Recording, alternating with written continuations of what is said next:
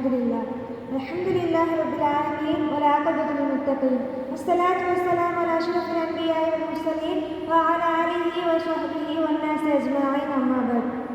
அல்ஹம்துலில்லாஹ், நம்ம எல்லாரும் பராத்துல் இரவில் அமர்ந்திருக்கோம். இந்த பராத்துல் இரவு சிறப்பை பற்றியும் இந்த இரவில் ஏன் யாசின் ஓதுறோம் என்பதை பற்றி பார்க்கலாம். இந்த பராத்துல் இரவுக்கு 3 வகையான பேர்கள் சொல்றாங்க. ஒன்று லைலத்துல் முபாரகா, பரக்கத் பொருந்திய இரவு. ரெண்டாவது லைலத்துல் ரஹ்மா, ரஹ்மத் நிரப்பப்பட்ட இரவு. மூன்றாவது லைலத்துல் பராஅத், நரக விடுதலை பெறும் இரவு.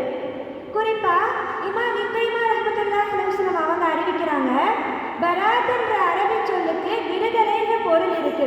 இந்த புனிதமான இரவுல அல்லாஹ் தஆலா நரகவாசிகளுக்கு விடுதலை அளிப்பதற்காகவே இந்த இரவு பராத் என்ற பெயர்ல பிரபலியமா போயிட்டு இருக்கு. இன்னும் இந்த இரவுல தான் அல்லாஹ் தஆலா முதல் வானத்துக்கு இறங்கி வந்து அடியார்களுடைய தேவைகளை பூர்த்தி செய்யக்கூடியவனா இருக்கான். இது குறித்து ஹதீஸ்ல கூறப்படுது. நபி ஸல்லல்லாஹு அலைஹி வஸல்லம் அவங்க அறிவிக்கிறாங்க, ஷாபானுடைய பாதி இரவு வந்துவிட்டால் அந்த இரவுல நீங்க நின்று வணங்குங்க, இன்னும் பகல்ல நோன்பு வைங்க. ஏன்னா இந்த இரவுல அல்லாஹ் தஆலா அடியார்களை பார்த்து கேட்கிறான், என்னிடத்தில் யாராவது பாவ மன்னிப்பு கேட்பவர்கள் இருக்கிறீர்களா? உங்களுடைய பாவங்களை மன்னிக்கிறேன். என்னிடம் யாராவது ரிஸ்க் கேட்பவர்கள் இருக்கிறீர்களா? உங்களுக்கு நான் ரிஸ்க் அளிக்கிறேன். இன்னும் என்னிடம் யாராவது தேவைகளை கேட்பவர்கள் இருக்கிறீர்களா? உங்களுடைய தேவைகளை நான் பூர்த்தி செய்வேன் என்று அல்லாஹ் தஆலா அந்த நாள் ஆரம்பமான மக்ரிபிலிருந்து ஃபஜ்ர் உதயமாகும் வரை கூறிக்கொண்டே இருக்கிறானாம்.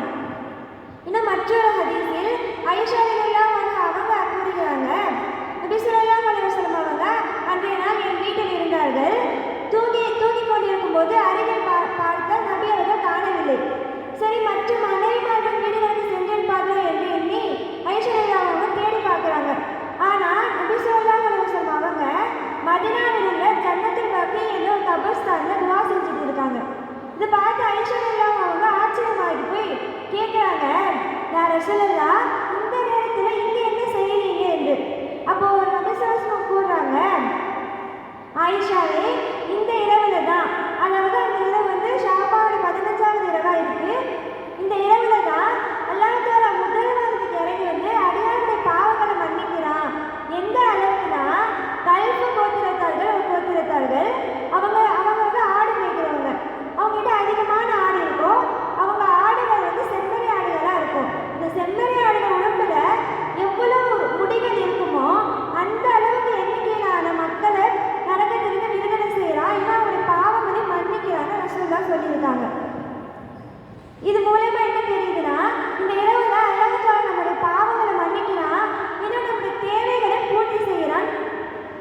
அதுக்கப்புறம் இந்த இரவுல கபர் ஜியாரத் செய்யறது வந்து மிக சிறப்பான ஒன்றா இருக்கு. இன்னும் இந்த இரவுடைய சிறப்பு பற்றி நபி ஸல்லல்லாஹு அலைஹி வஸல்லம் அவங்க கூறியிருக்கிறாங்க. ஆயிஷா ரலியல்லாஹு அன்ஹா கேட்குறாங்க, ஆயிஷாவே, இந்த ஷாபானுடைய பாதி இரவுல என்ன இருக்குன்னு உங்களுக்கு தெரியுமா என்று கேட்குறாங்க.